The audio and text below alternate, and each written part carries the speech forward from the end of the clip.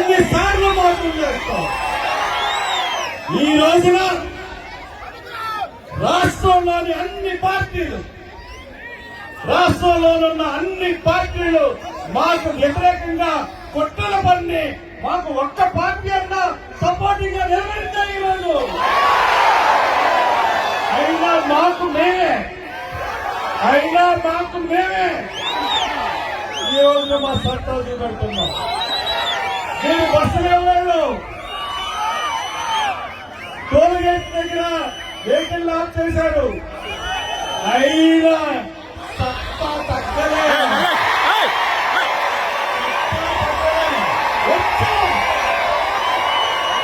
అంత చూడడానికి వచ్చాం.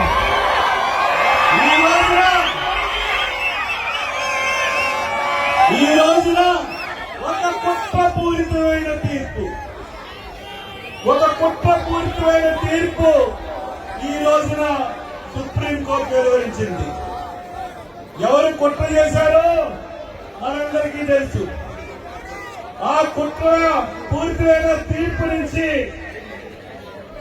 ఇది భారతదేశంలో ఉన్న మాదిగలందరూ, ఒక్క ఆంధ్రప్రదేశ్ తెలంగాణ ఉన్న మాదిగలు తప్పితే భారతదేశంలో ఉన్న మాదిగలందరూ కూడా ఈ తీర్పుకు వ్యతిరేకమే. బీజేపీలో ఉన్న మాదిగ ఎంపీలు ఈ తీర్పుకి ఏమన్నా కావలుగా ఉన్నారా? అందరూ ఉత్తర భారతం అంతా ఈ తీర్పు వ్యతిరేకమే. ఇక్కడ రెండు రాష్ట్రాల్లో ఈ తీర్పుని సగం మంది బలపరుస్తూ ఉంటుంటే బీజేపీ గాని తెలుగుదేశం గాని వాళ్ళ మాదిగల ఓట్లని తమ ఓటు బ్యాంకుగా మార్చుకోవడానికి, ఒక ఓటు బ్యాంకుగా మార్చుకోవడానికి ఒక అంటే దీంట్లో రాజకీయ ప్రయోజనం లేదు. నేను చెప్తున్నాను, ఒక్క మాట చెప్తున్నాను మీకు, మీ అందరికీ ఒక మాట చెప్తున్నాను. భారతదేశంలో అన్నిటికన్నా గొప్ప, అన్నిటికన్నా సుప్రీం గారు. నేను అడుగుతున్నాను, who is the supreme in India? Constitution, supreme కోర్టా, పార్లమెంటా? కాన్స్టిట్యూషన్ ఇది సుప్రీం. కాన్స్టిట్యూషన్ మార్చాలంటే, కాన్స్టిట్యూషన్ లోని ఆర్టికల్ మార్చాలంటే, అది సుప్రీంకోర్టు తీర్పుగా వెలువరించాలంటే పార్లమెంట్ లో చట్ట సవరణ చేయాలి.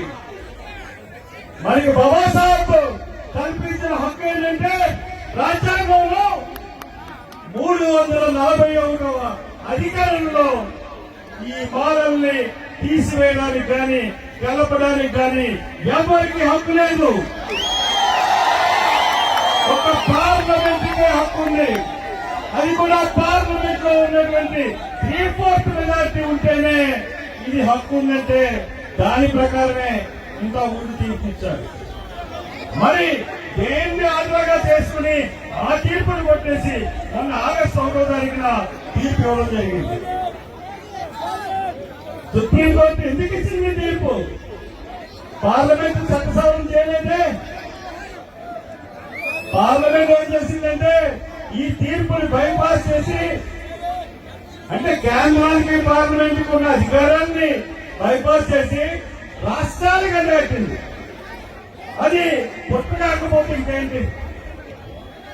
ఇది నేను అడుగుతా ఉన్నాను, నేను ఎంపీలు అడుగుతా ఉన్నాను. ఈ స్టేజ్ మీద నుంచి పార్లమెంట్ లో ఉన్న ఎంపీలందరినీ అడుగుతున్నాను.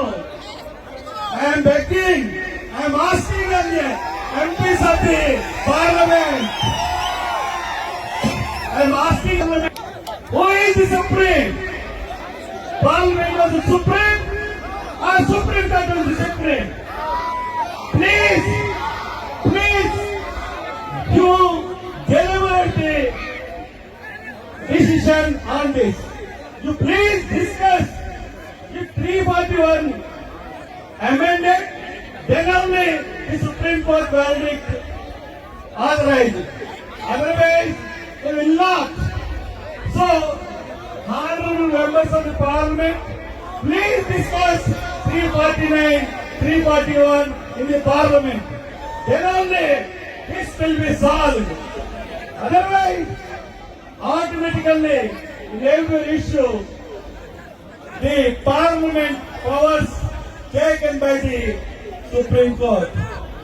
Not only this, everything will be taken Parliament యొక్క హక్కుల్ని సుప్రీం కోర్టు తీసేసుకుంటే దీని మీద కానీ మీరు మాట్లాడుకోకుండా డిస్కషన్ గా పెట్టుకున్నారైతే మీరు రాజ్యాంగం ప్రకారంగా తీర్పు ఇవ్వాలంటే రాజ్యాంగాన్ని కాదని తీర్పులు ఎలాగవ్వాలి?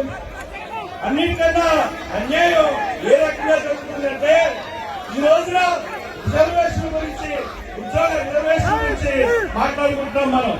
ఒక్క నిమిషం సైలెంట్ గా ఉంటే సార్ 5 నిమిషాలు మొత్తం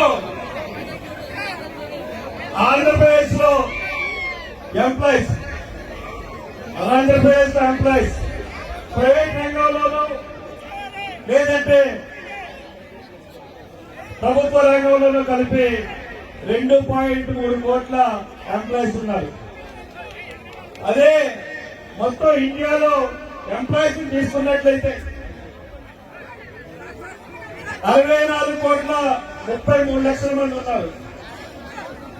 అదే ఎస్సీ ఎంపీలు మనం చూసుకున్నారు, ఎస్సీ ఎంప్లాయీస్ మనం చూసుకున్నట్లయితే ఆంధ్రప్రదేశ్ లో 5.5 లక్షలు ఉన్నారు. అదే ఇండియాలో చూసుకున్నట్లయితే 43.64 లక్షలు ఉన్నారు. ఇది 25% కన్నా తక్కువ. ఎంప్లాయ్మెంట్ లో 25% కన్నా తక్కువ మనం ఉన్నాం. మనం ఈ రిజర్వేషన్ లో మనం కొట్లాడుకున్న సాధ్యం సార్. సుప్రీం దేశంలో 2.71 గురించి ఈ వర్గీకరణ మనకు కావాలా? లేకపోతే రాష్ట్రంలో 68 లక్షల ఉద్యోగాలే మరి ఈ రోజున అవుతా ఉన్నాయి. దాని గురించి కావాలి, దీని గురించా?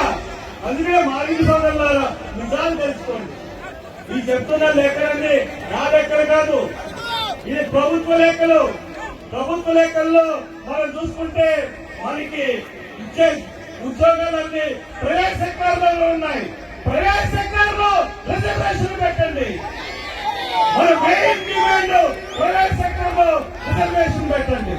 ప్రైవేట్ సెక్టర్ లో రిజర్వేషన్ పెట్టగలిగితేనే ఈ యొక్క మా యొక్క అసంతృప్తికి సంతృప్తి మిగులుతుంది. ఈ వర్గీకరణని వెనక్కి తీసుకోండి. కుట్రదారులందరికీ ఈ సభ విజ్ఞప్తి చేస్తుంది.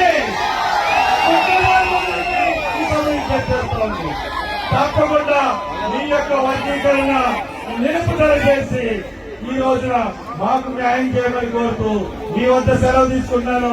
జై భీమ్, జై భీమ్.